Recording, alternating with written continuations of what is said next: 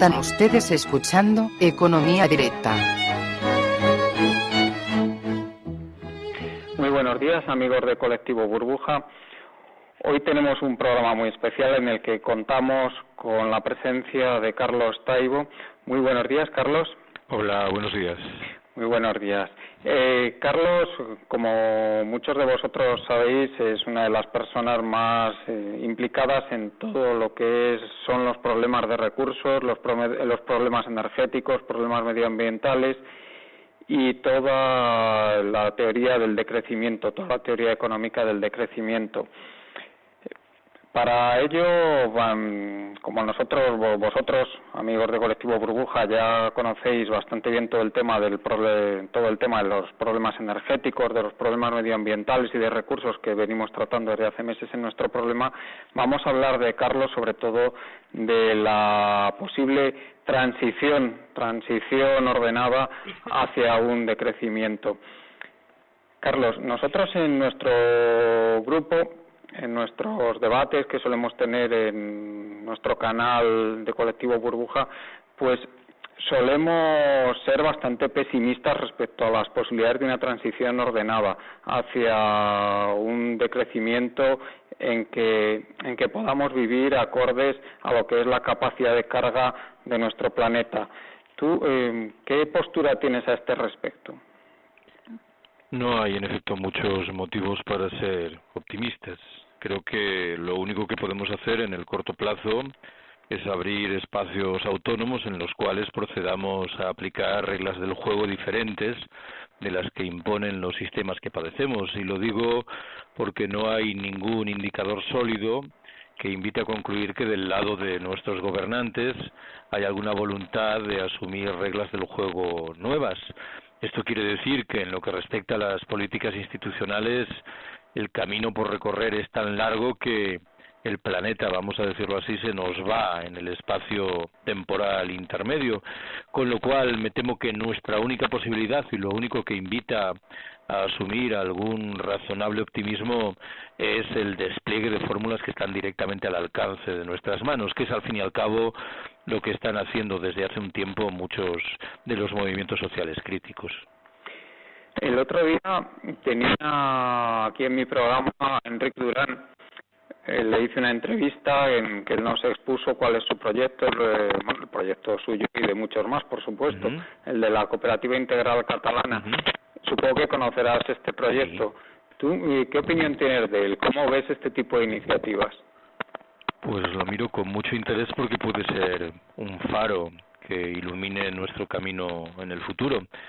No me quiero engañar en lo que respecta a una de sus limitaciones. Es un proyecto que está afortunadamente vinculado de manera muy estrecha con el medio rural, de tal manera que la posibilidad de que de ahí salgan instrucciones precisas que nos aconsejen seguir uno u otro camino en las grandes ciudades es muy reducida, pero creo que el efecto de ilustración de que es posible cambiar la realidad desde abajo, desde un horizonte autogestionario y de democracia de base, creo que es muy interesante, con lo cual mi recomendación cuando yo acudo a un acto público es que la gente le preste atención a lo que se está haciendo al calor de esa cooperativa integral catalana, ¿cómo no? Muy bien. Vemos, como has hablado de los problemas institucionales, ¿tú realmente crees que la posibilidad de que haya algún tipo de revolución social que democratice el Estado como tal y haga que haya una racionalidad en la gestión de los recursos es muy lejana? ¿Crees que eso no es posible y que según vaya avanzando la crisis vamos a ir viendo revueltas sociales cada vez mayores por los grandes grupos que se van quedando cada vez más marginados por la deriva que va tomando esta crisis? ¿Cómo lo ves tú? Bueno, es un terreno cenagoso en el que los análisis es fácil que naufraguen. A ver, lo primero que se me ocurre decir es que uno de los datos que puede estimular en un periodo de tiempo más breve que largo una revuelta social es el propio colapso del sistema.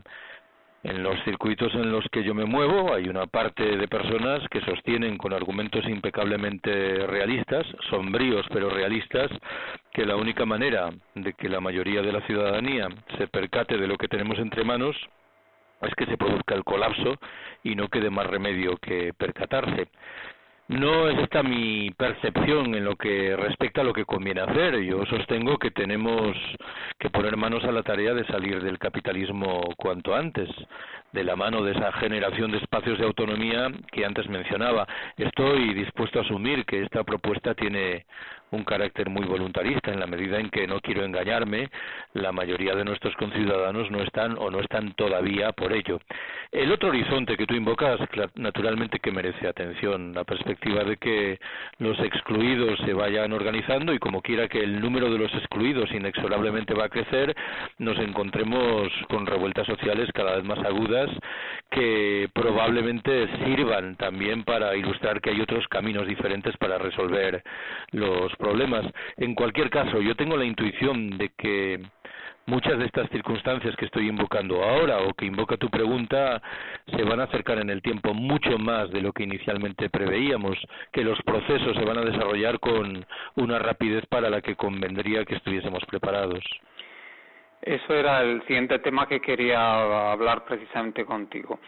¿Cómo ves tú de rápido el tema del agotamiento de los recursos?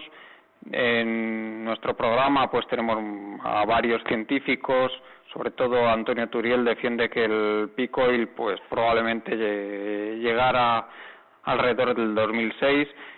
Tenemos a Pedro Prieto que defiende que va a haber también un declive muy fuerte en los recursos, que va a ser mucho más rápido de lo que está previsto.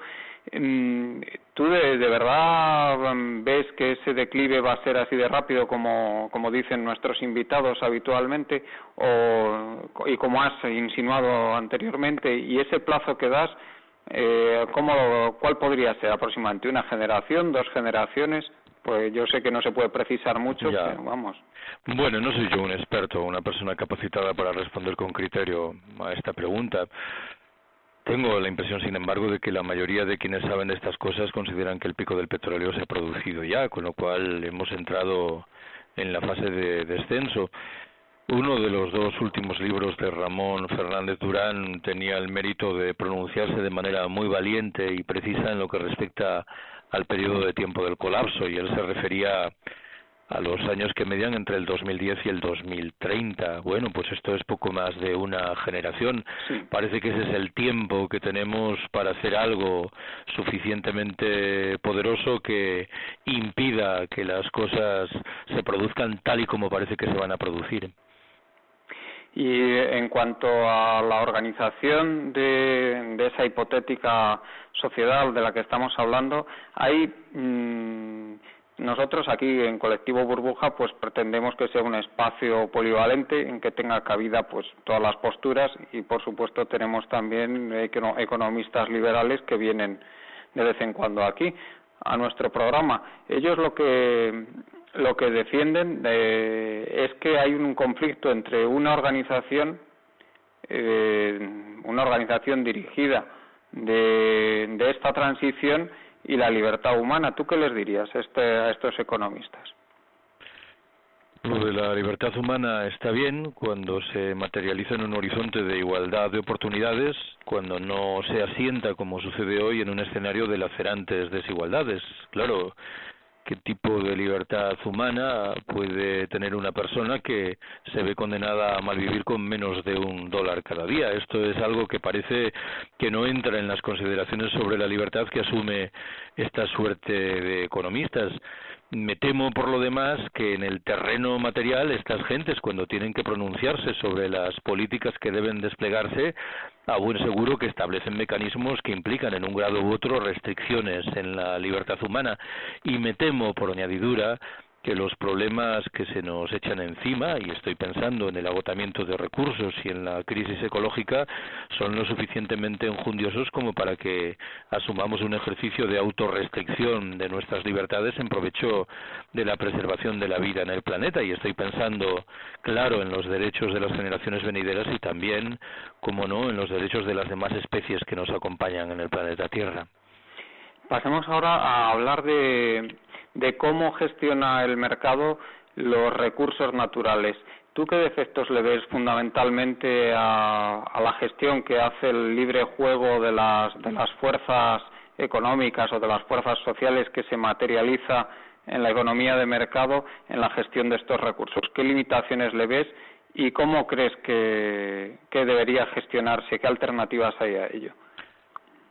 Bueno, cuando el único objetivo es maximizar el rendimiento y el beneficio, eso quiere decir que todo lo demás queda en un segundo plano. Y si estamos hablando de una crisis ecológica de perfiles muy poderosos es porque los mecanismos del mercado con toda claridad no están a la altura de los retos correspondientes, pero me parece que esta es una afirmación que no puede ser contestada en sí misma. Creo que los hechos la ratifican de manera rotunda. Al margen de lo anterior, claro, está toda una discusión relativa a cómo esas reglas del juego de la economía de mercado se aplican en un escenario, lo he señalado hace un momento, marcado de origen por lacerantes desigualdades, algo que desdibuja muchas de las ventajas de un eventual principio de igualdad de oportunidades. Claro, al final se plantea una discusión que es muy compleja y que escapa a mis conocimientos sobre si lo que se trata es de corregir el mercado de tal manera que establezcamos otras prioridades a las que otorguemos el relieve que corresponde, o si por el contrario lo que tenemos que empezar a pensar es en descomplejizar nuestras sociedades, en reducir nuestra dependencia externa, de tal manera que acabásemos por sortear mecanismos como el mercado que solo tienen sentido en el caso de sociedades complejas, desmesuradamente complejas como son las nuestras. Admito de buen grado, de todas maneras, que esta es una discusión que escapa claramente a mi conocimiento, pero creo que este proyecto de descomplejización que acabo de mencionar tiene mucho que ver también, por ejemplo, con la perspectiva del decrecimiento. Sí, es evidente uno de los temas de los que hablamos habitualmente en nuestro programa es de que las sociedades complejas requieren una mayor tasa de rendimiento, una mayor tasa de retorno energético en las fuentes de energía primaria que las sociedades menos complejas.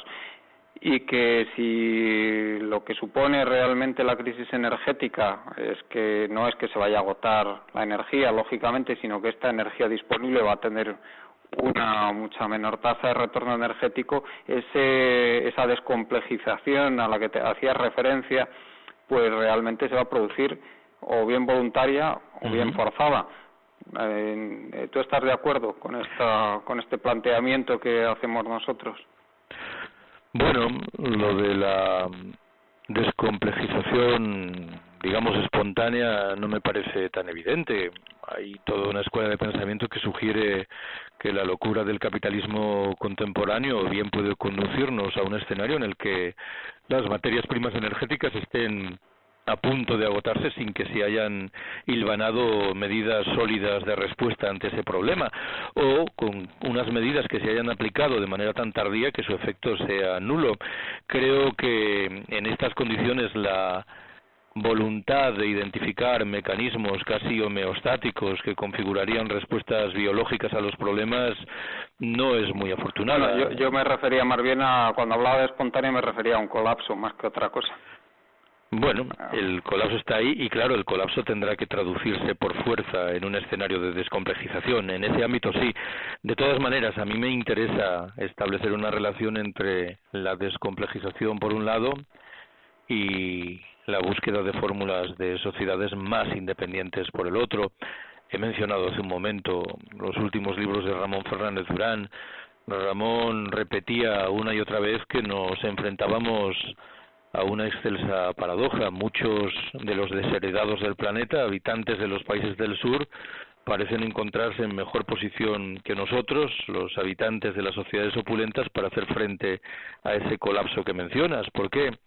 Viven en pequeñas comunidades humanas, han preservado una vida social mucho más rica que la nuestra, han mantenido una relación mucho más fluida con el medio natural y en último término son más independientes. ¿Qué ocurriría en un país como el nuestro si dejasen de llegar los suministros de petróleo? Y no es este un escenario en modo alguno descartable, pues prácticamente todas las estructuras de nuestra vida individual y colectiva se desmoronarían, algo que nos emplaza ante un escenario paradójico. Aquellos que vivimos en sociedades complejas, aparentemente opulentas, somos tan dramáticamente dependientes que al final muchos de los elementos de quiebra se aprecian ya en nuestras sociedades.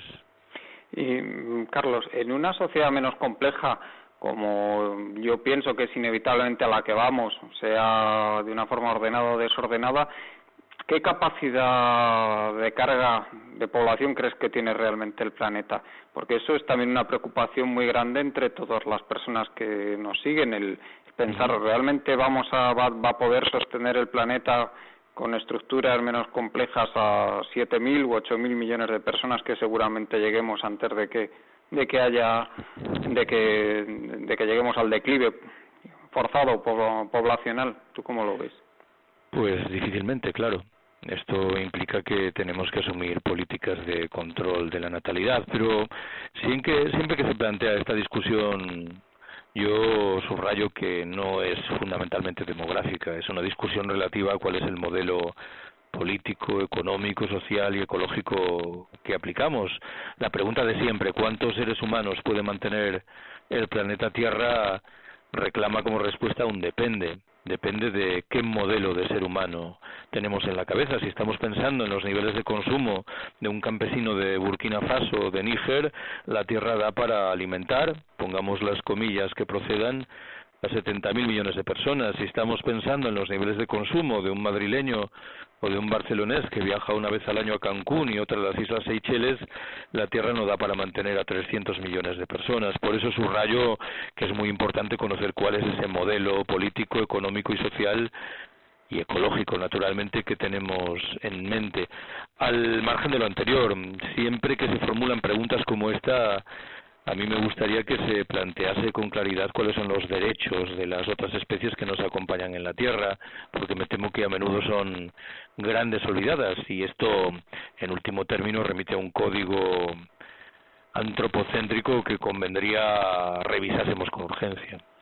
Sí, desde luego el respeto por el medio ambiente y el respeto por las otras especies y por la naturaleza, yo creo que es básico, ¿no? Esos derechos fundamentales de equilibrio dentro de nuestro ecosistema que muchas veces se olvidan, ¿no? Y que otras sociedades que, como tú bien dices, muchas veces se consideraban primitivas, pues sí que tenían en cuenta de una forma mucho más profunda. Así es, me parece que así es. Y en este sentido, de nuevo, convendría que discutiésemos agriamente si lo que hemos hecho a lo largo de los 2 últimos decenios, por establecer un tope cronológico, dibuja un escenario de progreso o implica, antes bien, en muchos ámbitos, no en todos, pero en muchos ámbitos, un deterioro de relaciones vitales que han preservado equilibrios básicos en el planeta Tierra. Porque tú de verdad crees que está muy cerca ese cambio de paradigma, ese cambio de paradigma mental en las personas, en que dejen de asociar el bienestar con el consumo? ¿Crees que eso está muy lejos en el tiempo? No lo sé, tengo la certeza de que la crisis ha obligado a muchas personas a hacer algunas preguntas que antes no formulaban. Pero tengo por añadidura la certeza de que el escenario de crisis se va a prolongar mucho más de lo que el discurso oficial sugiere, con lo cual un mecanismo de vuelta al discurso tradicional que antes operaba, sospecho que en este escenario no es tan fácil que se manifieste. Lo digo de otra manera. Durante mucho tiempo he escuchado un argumento que era empíricamente certificable, que sugería que esos jóvenes que se acercaban a los movimientos sociales críticos permanecían en ellos unos meses hasta que encontraban un trabajo y se reintegraban en plenitud a la lógica de la sociedad de consumo. Probablemente eso describe una realidad que ha operado durante mucho tiempo. La gran pregunta es si el escenario no está cambiando de manera tan radical que parece razonable augurar que esos jóvenes no van a encontrar ahora ese trabajo que antes les invitaba a abandonar cualquier tipo de discurso crítico, con lo cual sospecho que se abren determinadas ventanas que hace 5 o 6 años estaban manifiestamente cerradas y nadie intuía que por ellas iba a pasar ningún tipo de viento fresco. ¿Y tú por qué crees que se ha producido en muchos casos en los países del sur esa desestructuración social, que ese rechazo por parte de los jóvenes de la sociedad tradicional de sus padres? ¿Eso por qué ha ocurrido?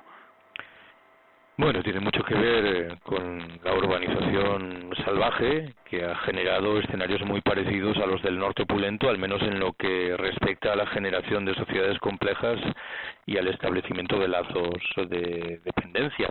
Y tiene que ver, en otro plano, con la capacidad de atracción que vía medios de comunicación, propaganda, ejercen las grandes potencias del norte y las empresas transnacionales correspondientes. No creo que haya mucho misterio en lo que se refiere a esa conducta. Haces bien en plantear la pregunta en esos términos, porque probablemente hay una dimensión generacional en lo que se refiere a la preservación de las formas de vida natural. Son las personas de mayor edad las que se vinculan de forma espontánea con esas formas, y en cambio, cuanto más alejadas del medio rural y más jóvenes son las gentes, más fácil es que hayan acabado por aceptar el hechizo que viene de las reglas del juego que se impone desde el norte desarrollado. Sí, yo mismo y cualquiera de nosotros en España lo puede ver, como las generaciones de más edad que vivieron en su juventud y en su infancia la escasez, pues realmente están mucho menos influidas por esa dinámica consumista, por esa dinámica que piensa que en la riqueza está la felicidad, aunque sea un tópico, pero realmente ese es el mensaje que transmiten los medios y como ruedas como engranajes del poder. También aquí lo vemos como las personas de más edad son las que preservan de alguna forma, ¿no?, esos valores tradicionales.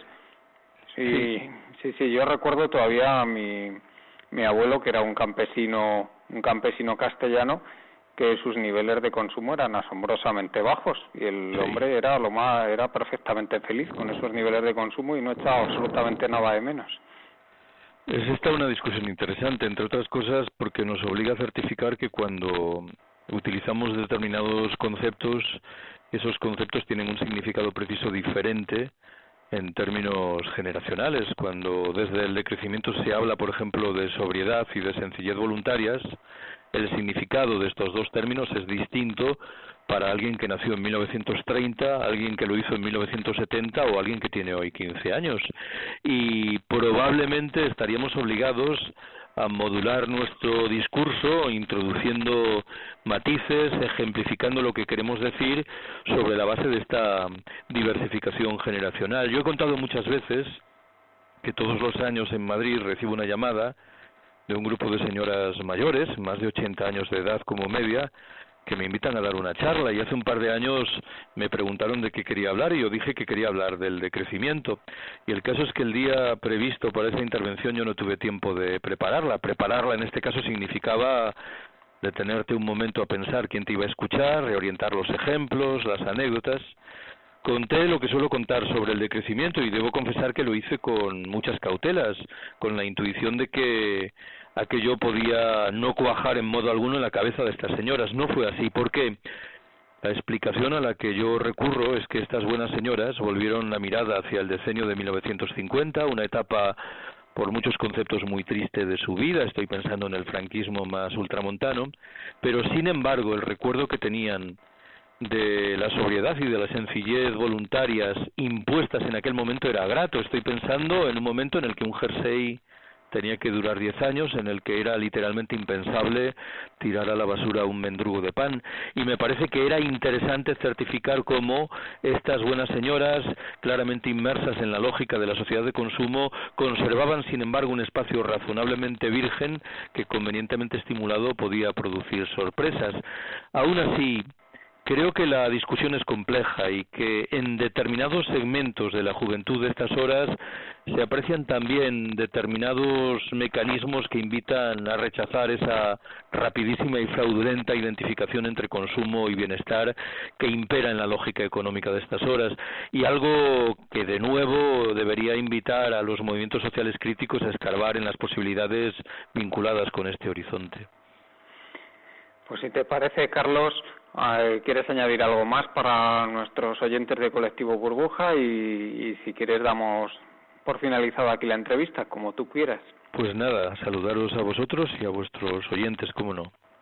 Por supuesto, agradecerte tu tiempo, que sé que tienes muchísimas ocupaciones, que estás requerido desde muchísimos sitios, y darte un fuerte abrazo y mucho éxito en tu labor divulgativa, en tu labor de que la sociedad se vaya concienciando de lo que tenemos encima y del camino que hay que tomar en esa dirección. Fuerte abrazo, Carlos. Un fuerte abrazo también.